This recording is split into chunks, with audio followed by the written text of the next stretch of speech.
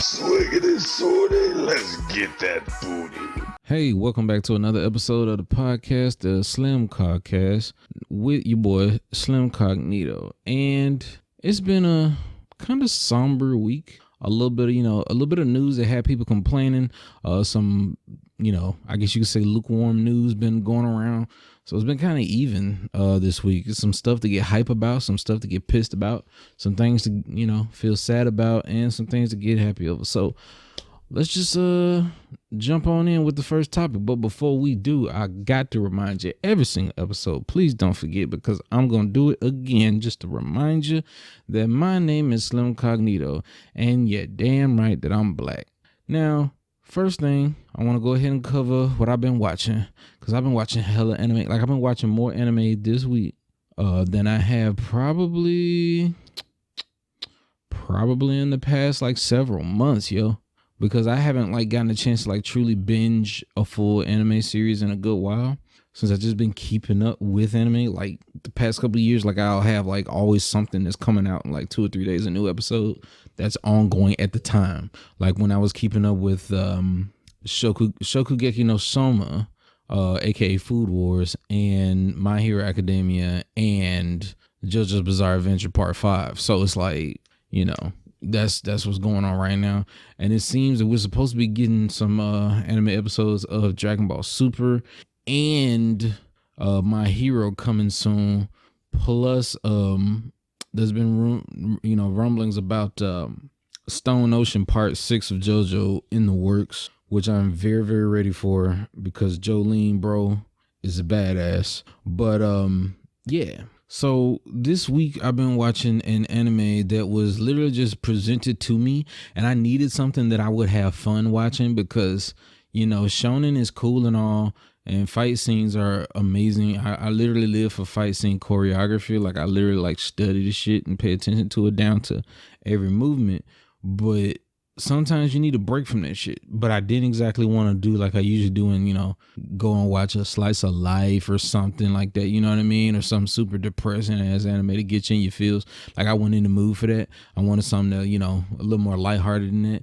And it just dropped right in my lap when a friend of mine, he recommended Non-Baka. And it's basically, I guess the translation is called The Numbers. But Non-Baka, it came out, 2017? No, the second season was 2017, so I'm assuming it came out 2016. But I told you all about it last week, I believe. But to catch you up, I'm on the second season now, and things are getting very good. It's still keeping to its roots as being a comedy anime, but also having some backstory and a bit of interesting plot, some character growth and things like that. So there's a bit of a mystery swirling around a bit, and things are coming to a head. They're actually showing power levels of all of the guards and supervisors, and that shit's cool. There's this one thing about one of the guards, the monkey. Since every last one of the guards are very synonymous with an animal, they they resemble the animal that they represent. From the boar to the monkey to just anything. Technically two of them are monkeys, because one's a gorilla and the other is just called Monkey. But of course the one called Monkey is named Goku, so he's more attuned to the character from Journey to the West. But more on topic, it's just great. Gets good chuckles out of me, and I'm super invested in the plot. And apparently, since the second season aired in 2017, here we are 2020. I'm not sure if there was any plans to continue, but if he had a good enough traction to get 2 seasons, I would love to see it continued. Hopefully, I hadn't finished this season yet, but I do hope that if it does end, that it ends well. But I don't want it to, so we'll just see. We'll ride it out. But it's still good so far. I think we're about maybe 8 episodes into the second season or something like that. God of High School's episode from last week, I gotta say it didn't say too much, didn't do a lot. Basically the guy stole the key and used it to amplify his power, so now he had a whole transformation out here. And I asked my Twitter, I screenshot it, and I asked Twitter, I was like, yo, was this as hype as it is in the anime? And somebody straight told me, nah, it was way more hype in the manga. So I was like, oh, okay, well, shit. And the further I go, I'm starting to get the feeling that I should just go ahead and read it. But, we'll see. But other than that, yeah, I think that'll do. But since we already covered the anime, we can jump right on into. Oh, speaking of which, just to let you know, my favorite character in Nanbaka, I'm having a hard time choosing. I don't, out of the original cast of 4, out of number 11, 25, 69, and 15, it's hard for me to choose out of the 4. But Hajime, bro, let me tell you something. Hajime, their supervisor, is like the best. Like that dude's the GOAT. Like I get all, bro, nothing but respect, because the biggest thing that I sympathize with him about, that's, that the traits about that character that's like me, is that he is a workaholic. he just, I won't say he's a workaholic, but he just likes shit to run the way it's supposed to. But he's not so much of a workaholic that he, actively tries to fight against the universe and things outside his control. He's not a control freak, basic, but he likes things to be in order, and I respect that. That's exactly how I am. So yeah, kudos to that dude. So yeah.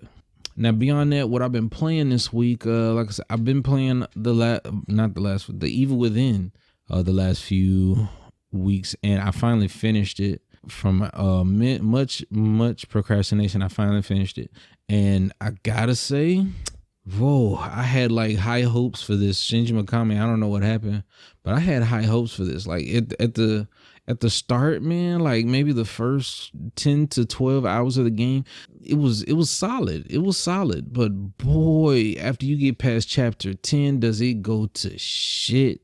I mean, like, if you could cut out chapter 11 and just bring those two parts together, just sew it together, it would be much better. If I felt like it went on just a little too long, it overstayed its welcome just a little bit, and toward the end, everything in the ending sequence and everything in the last stage felt slapped together with duct tape, spit, and super glue. Like you go into an area which is supposed to be like a not kind of a stealth area, but not really, where it just magically, okay, you got to stealth around these spotlights now. So we doing Metal Gear Solid now. Suddenly you leave there and you're in an arena and you got to fight all of these enemies. So you're doing a normal enemy gauntlet, which is supposedly, it's how can I say, customary protocol. It's pretty much expected for those type of things to be present in a game, for the penultimate room, or the just right before you reach the final boss, you just gotta face a huge several spawn camps of normal enemies and just survive, and it's not that strange to me, so I understand it. I try to give it a pass, but the fact that it was just there and slapped there with no other creative encounter to engage with, especially considering the very low amount of ammo that they give you. Now, keep in mind, I'm playing this game on the hard difficulty on my first playthrough. So if I play this on easy, it would have been a breeze and I'd have beat that game, oh man, days ago. But that being said, I only died 57 times in the whole playthrough, so it's not that hard. But just imagine how much more ammo I would have been able to find on a regular basis, or how much easier it would have been to upgrade my abilities and things, because I would pick up more upgrade points and whatnot. Like, it would have been way easier as an experience. So I have to consider that it might have gone by a little faster if I did play on normal, but I can't really find a moment. I can't really recall a moment where I was like dead set stuck and didn't know what to do. So I'd say the gameplay went rather smooth on the hard difficulty. And oh man, after chapter 10, man, it really went to shit, because it swelled up to such a good climax around chapters 9 and 10. And then the floor just falls from under it. It's just like, oh. And I'm like, oh, I'm gonna go back to doing this shit again. Like, they could have kept that, bro. It was too much at that point. So all in all, I gotta give it like a, because it was ready to be like maybe a 7.5, but I gotta bump it down to like a 5, maybe 5.5, bro. Like because it had frame drops. The game crashed on me like 4 or 5 times.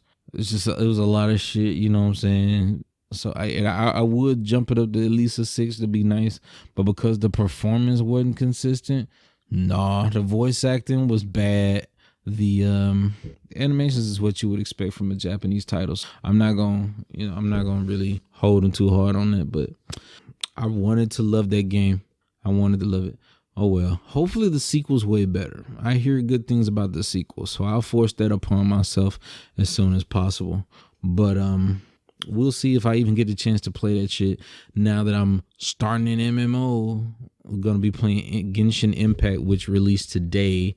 As of the recording of this podcast, so we're gonna see about that as well. I got it installed and ready to go. Just haven't clicked the launch button. And is that everything up this week? Aside from a lot of League and oh man, I've been playing some Among Us. Let me tell you something. This is an update on my Among Us gameplay. I played it with the homies. If y'all missed it, that's your fault, because I tell you to go and follow me on Twitch at Slim Cognito Entertainment. But man, Among Us is like it's different. That game literally, people keep making jokes on Twitter and everything about how it can make you into a sociopath and this, that, and the other, and blah blah blah blah blah. Nigga, I realized that I might be one, or at least know how to be one if I choose to, but I suppress it because I am surprisingly hella good at that shit. You know what I'm saying? I never thought about it as a skills that would translate into sociopathic behavior. But I took pride in this type of stuff because you got to play, like when you playing like, card games like spades or poker and things like that, you can't really like let on to what you're capable of to your opponents, bro. You got to know how to, well, metaphorically, it's taught, well, it was taught to me down here metaphorically, say always keep your cards close to your chest, meaning never show your opponents your full hand. Don't let them know what you're really working with, what you're capable of. And that's exactly the same type of mindset when it comes to these types of games. Clue, some Mafia, or I guess you can kind of compare Town of Salem, and games like that, which was easy for me. So it's like, yeah, it makes sense. Oh well, cool. And went on about my business. But I really think, screw finding out, I found out, I think I might have the power to be a sociopath all this time and didn't know it. You know what I'm saying? Screw becoming one. I think I already was one at one time and grew out of it, but I know how to unlock it when necessary. But anyway, Among Us is stupid good. You should check out the VODs and the clips. Oh my God. I'm going to highlight some. Actually, screw it. That's going to be the footage for the podcast because we played, I think we started like at 8 o'clock at night and we didn't stop playing until like 5 a.m. We took like maybe an hour and a half break, and then we went and played more Among Us until like 5-6 a.m. It was insane. Good ass sessions, very good sessions. So yeah, good stuff. Also, that's everything I've been playing this week. I'm tripping. All right, anyway, well, I hadn't really gotten anywhere on Spirit Tracks. They want me to like transport some ice and shit, and I wasn't in the mood. After I rode that train over there and they were telling me to go right back, I was like, ugh, I'm tired of this shit. I'm over that train, bro. I just want to play Zelda. Let me just go there, bro. And apparently it's some type of warp function, but I missed how to do it. So my dumb ass are gonna have to find out. It might just be in the flute. It might. I'll see. But anyway, let's jump on in the news like super early because, bro, it's a lot of it. And some things that I need to break down. And before we jump all the way in, something that I wanted to discuss is about these graphics cards released. The 3090 RTX 3090 NVIDIA graphics card was released this week. There has been people lining up outside of stores and camping for like days, almost a week, living outside of a storefront to get a graphics card, bro. It's insane. I don't know, man. I don't know. I would like to go to a midnight release like that, or something like that where you just camp out, but we'll have to see. But I love to see the community, being overzealous about some things. That's pretty cool to me. Now, the 3090 is specs have dropped, and it was claimed by NVIDIA that it's supposed to be capable of 8K gaming and consistent frame rates, but as it turns out, that's only true for certain games, and the 8K at a stable frame rate or acceptable frame rate, let's say that, is literally dependent upon you having DLSS active, which is deep learning. What was DL? I'm bad with acronyms. Y'all gonna have to forgive me. I know it's DLSS, deep learning. Yeah, deep learning super sampling. There we go. So yeah, it's supposed to be just using a certain AI in order to I guess just better upscale images, and it's more of a technology to properly reach 4K as a resolution, but it's not properly playing games in native. It's just an upscaling tool. So that's a huge, well, I won't say it's a huge difference, but it's a difference nonetheless that cannot be, looked over. It warrants acknowledgement heavily. So yeah, but the 3090s are considerably bigger, thicker cards compared to their lower counterpart in the series, the 3080 and the 3070. Not only that, it produces way more heat, and I think the power consumption is much higher. As I was researching this, which is it's kind of crazy, but it's to be expected since it's meant to do so much processing. It generates more heat, but it's the card itself is good at keeping cool, but it generates so much heat outside of it. It exhausts a lot of heat, so therefore raising the temperature of the inside of your PC case. So I've seen a lot of people who do review it, they would take the side panel off in order to show that the temps will get down to the 40s, but with it on, it can easily almost dip into the 60 degrees, which is not great. So hopefully, if you got the right kind of airflow, you'll be fine, but still, that thing's a beast. So just be prepared for what it's got. Also, another thing about that is the original design that NVIDIA made for those cards, that initially everybody was saying it was weird, but it's actually super intellectual design and great for airflow and cooling purposes. The what was it?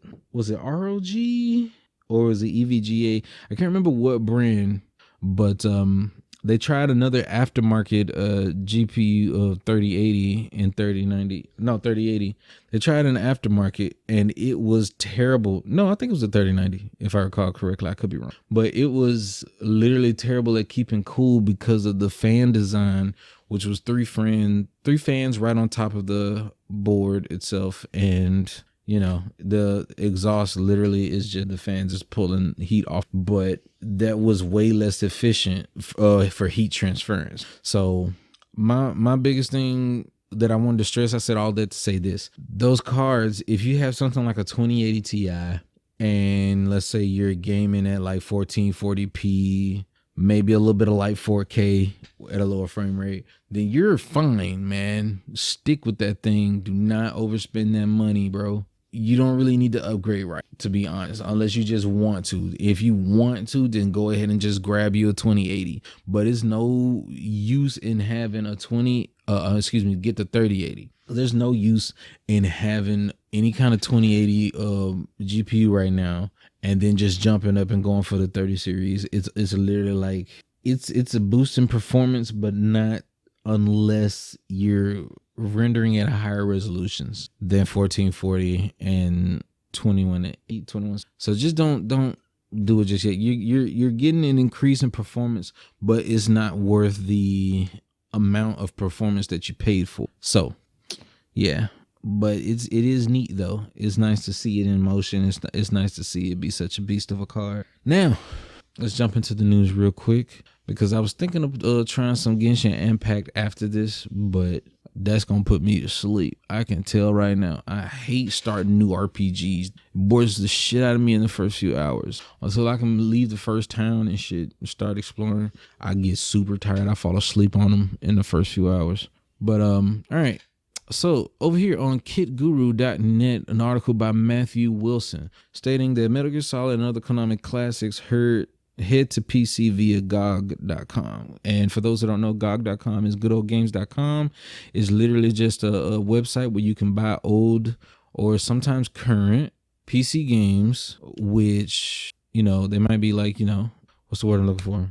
old freeware that you've forgotten about. They're available there for fair prices, and it's DRM free, so you don't have to be in Steam. You don't have to be logged into Origin to play them. There's no, no need to. There's just freedom. You just buy a game and you have it, and that's the coolest thing about it. It's very dependable. But now we have the Metal Gear Solid and several other titles like Castlevania 1 and Castlevania 2 Simon's Quest. We got Castlevania 3 Dracula's Curse, Contra and Super C from Konami, all from Konami. We have the original Metal Gear Solid 1 is already, I don't remember when it released, but I could have sworn that was already on PC. But let me see. Okay. Well, yeah, either way, the games are being ported. We're getting some Metal Gear, we're getting some Castlevania, and things are cool, So, next on the topic, no. All right, here we go. I'm going to start a new saying. Next topic on the docket. All right, so the next topic on the docket is Resident Evil Village, aka Resident Evil 8, possibly receiving current gen ports. It was reported maybe like 2 or 3 weeks ago that they said they weren't gonna do current gen ports, but now, according to the Tokyo Game Show that happened this past week, which I checked out, but there's not a whole lot of amazing news on it. But it was cool. But yeah. They announced at one point that they weren't going to do a PS4 and Xbox One, port for Resident Evil Village because it will hold them back in development. But we'll see. Now that they want to, it might come out pretty amazing. We'll see. So next topic on the docket is a Yakuza live action film is in the works. This is dope. I find this very cool because although I have always liked and respected the Yakuza series, I haven't officially played one of the games until 2019, something like that. And it was actually pretty good. Yakuza Kiwami, hella fun. I had a great time with that shit. And couldn't see how to improve it. Couldn't see how much better it could be. Kamurocho is a great open world to explore because it's not fucking huge and take you like 5 minutes to get from one objective to the next. You literally get there in under a minute from all over that map. Then again, Kiwami is a remake of the first game, so it's probably that, but also thanks to it being on modern hardware, the load times are much lower. But still, I can't wait. They said they're still looking for a script writer. It's still in the works, like early stages, but hopefully they can't fuck it up. It's literally just men being manly, silly, stupid, and sometimes gay, but beating the shit out of people like badasses and being a Yakuza boss and running business. So yeah, I'm looking forward to that. Next topic on the docket, Left 4 Dead 2 got a massive free update and it's free to play this weekend.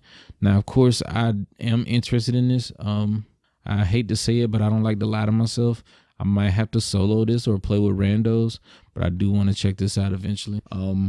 So yeah, apparently this here update, this new campaign update is made by the community. It's supposed to be super good, and they have Valve's blessing. So yeah, I can't wait to check it out. It's supposed to be 26 brand new survival maps, new pitchfork, shovel, melee weapons, new animations, previously unused voice lines from the survivors, enhancements made to PvP, support across all game modes for single player. Brings back the infected from the original Left 4 Dead, adds new mutations called Rocket Dude and Tank Run, gives everyone access to the secret Counter-Strike source weapon set, and fix tons of bugs and exploits. It's a massive update. So there you have it. Can't wait. Next topic on the docket would be French consumer organization accuses Nintendo of planned obsolescence over Joy-Con drift. Now, I put this on the docket because when it comes to planned obsolescence, it's very, very real. If you don't believe in it, just check out the history track record of Apple when it comes to their iPhones. There was a time where literally they had kill switches for iPhones to just start having bugs and glitches in their OS as soon as a new iPhone comes out. And every phone provider would have some type of deal or premium going where they'll say, well, you can upgrade to the newest iPhone for a discount if you get rid of your current one, things like that. So it's just, This is hard not to believe because this is something that's it's a very common practice. The planned obsolescence is like stupid evil. But yeah, it's not surprising. Although they don't really have a case. This is just him assuming and just saying, just saying stuff. So yeah. Next topic on the docket. Among Us 2 canceled to take the original to the next level. Yeah, so it came out a few days ago that the creators of Among Us, they were working on a sequel, but they decided not to do the sequel and just take care of Among Us 1, do some updates, improve some things, which is very smart. Because if a sequel came out right now, then people would be like, oh no, that's too much, and then they'll probably pull away from it, But hey, I'm all for it if they're willing to fix it, because there's some bugs where I actually saw somebody that was not where I said I saw them. So hey, Spider-Man PS4, next topic on the docket over here on Polygon, written by Julia Lee. Spider-Man PS4 players can't upgrade to PlayStation 5 for free. Now, here's the thing about this controversy. It's been going around everywhere, and people have been mad about this.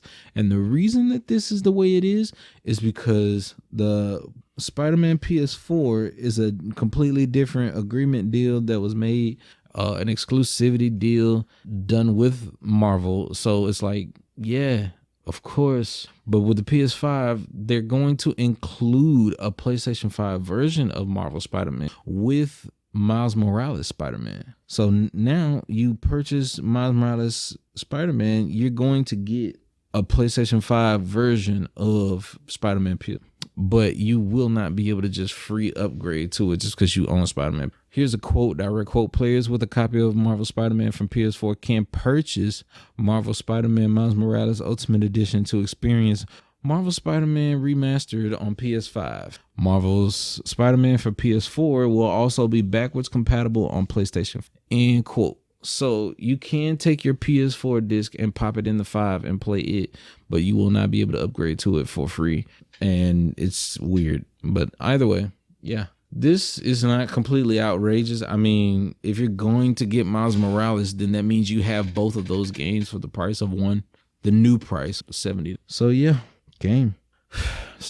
I just need people to stop complaining about this so hard. Like they're every time some news like this happens, people say, "Oh, that's the last nail in the coffin for Microsoft and EA and all these others." Speaking of which, Microsoft did purchase EA Bethesda this week, and I know y'all probably looking for me to say something about that, but I've already done a full separate video talking about that and predicting some things that could happen in the future. So. And last topic on the docket is the Game Awards by the Dorito Pope himself. It's been confirmed on Twitter that it will be December 10th. Now let's get it out of the way. We all know that The Last of Us Part 2 will be Game of the Year. So yeah, can't wait. I want to see, what they think is the best indie game, because most likely it's gonna come down to, if it's not indie game, it's gonna be like party game or something like that, or online party game. But that'll literally come down between Fall Guys and Among Us. But I honestly, perfectly personally, humble opinion, I really think Among Us got the edge on Fall Guys. I don't think Fall Guys is like hitting like it. I didn't even enjoy it. So, and that's pretty much everything that's gonna be on the docket. Can't wait to look forward to those Game Awards. It's gonna be in fall. I hope y'all enjoying yourselves out there, playing you some video and staying out of trouble. And all in all, just let y'all go. Just don't forget, if you like the content, just go ahead and give me a like, a comment, and a subscribe, Maybe share it around a little bit. And don't forget to check out my Twitch and my Twitter. Follow me over at Slim Cognito Mode. And hey, look around and catch the next stream. So next time I stream Among Us, you can have you some laughs too. Because boy, was it some content. But anyway, y'all take care of yourselves. And always remember the channel motto, okay? Intentions are the most important. Actions ain't nothing but loud. And words don't mean a damn thing. I love y'all. Peace. He fishing. He peeking in, peeking out. I know he see both of them. They trying to stack on top of each other. That shit's not going to work.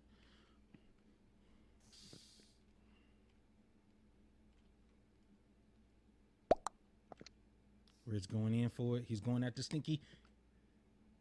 Oh, okay. Wait, what? Wait.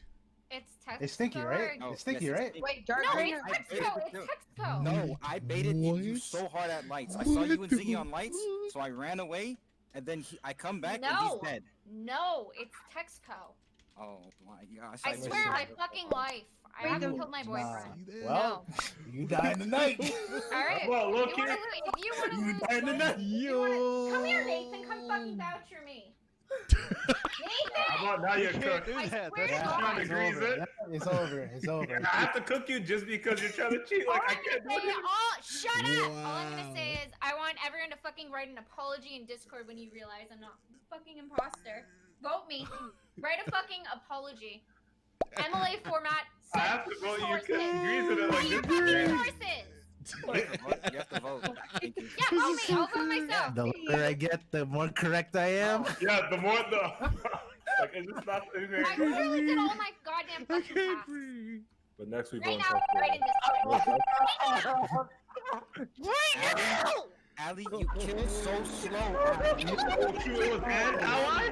Bro, Tex is such Ali, a mastermind. guys. Tex, you are an asshole. Ali, let me explain, Ali. Let me explain what you do there, Ali.